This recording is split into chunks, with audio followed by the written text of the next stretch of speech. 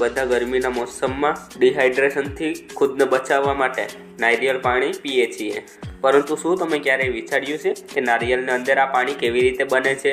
ક્યાં વિચાર્યું હશે? સમય કોની પાસે છે? ખરેખર ઘણા બીજા વૃક્ષોની પ્રજાતિની જેમ નારિયેળનું વૃક્ષ પણ પાણીનું રિઝર્વ રાખવા માટે પોતાના ફળનો ઉપયોગ કરે છે. આ પાણી વૃક્ષની જળ પ્રણાલી દ્વારા એકઠું કરાય છે અને પછી કોશિકાઓ આને ફળ સુધી લઈ જાય છે. બીજા ફળોમાંથી આપણે આ પાણી કાઢવા માટે તેને નિચોડવા પડે છે, જેને આપણે જ્યુસની જેમ પીએ છીએ, પરંતુ નારિયેળમાં ફળની અંદર પ્રાપ્ત થાય છે. જોકે આની બહારનો હિસ્સો કડક હોય છે. તેના અંદરના પાણીને નારિયેળ પાણી કહેવામાં આવે છે, જે તમે બધા જ જાણો છો. આ પાણી હકીકતમાં એન્ડોસ્પર્મનું બુધપૂષ હોય છે.